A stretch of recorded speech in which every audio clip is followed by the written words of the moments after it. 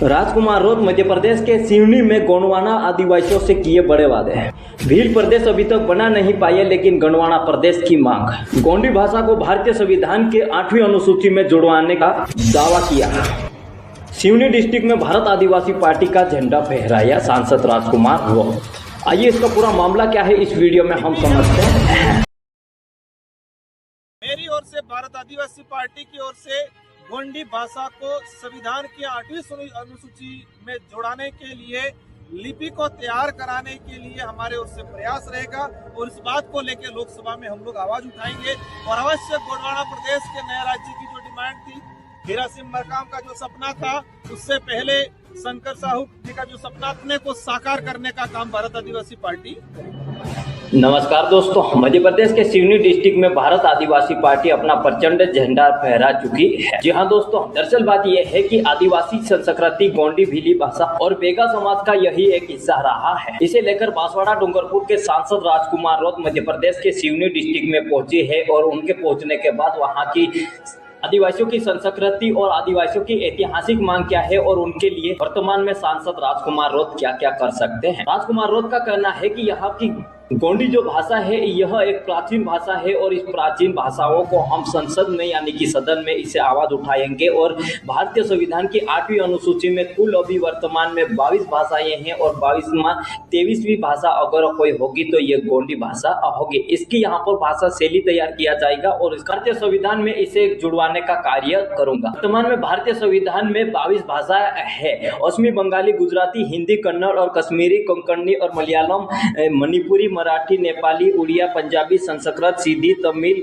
तेलुगु, उर्दू, बोडो, संथाली, मैथिली और डोगरी 23वीं भाषा गोंडवानी। आपसे सवाल पूछता हूं, क्या भारत आदिवासी पार्टी के सांसद राजकुमार रोत यह भाषा जुड़वा सकते हैं? 1950 से लेकर आज तक भारत का संविधान 3 बार भाषा के माध्यम से संशोधन किया गया है। 1967 में 21वें संशोधन के द्वारा सिंधी को जोड़ा गया है और 1992 में 71वें संविधान संशोधन को कोंकणी और साथ ही मणिपुरी और नेपाली भाषा को शामिल किया गया है।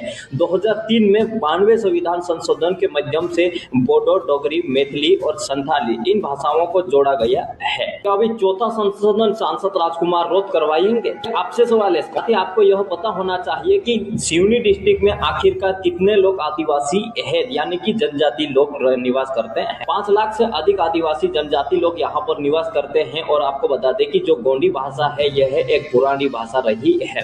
इसे लेकर सांसद राजकुमार रोत ने कहा है कि गोंडवाना राज्यों की मांग कर रहे हैं। आखिरकार गोंडवाना राज्यों की मांग गोंडवाना गणतंत्र पार्टी द्वारा किया गया था। जीजीपी के संस्थापक हीरा सिंह मकराम रहे थे और हीरा सिंह मकराम के द्वारा ही गोंडवाना प्रदेश की मांग की गई थी।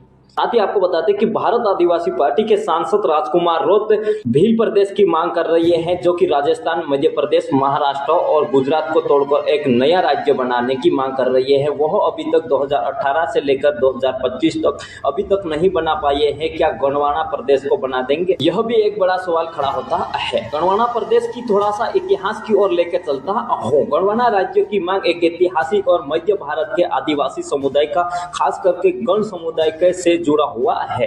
इनकी औपचारिक शुरुआत 20वीं सदी के अंत में ही हुआ है। गोंडवाना गणतंत्र पार्टी के जीजीपी के गठन किया गया है। इस पार्टी की स्थापना 1991 में हीरा सिंह मकराम ने की थी।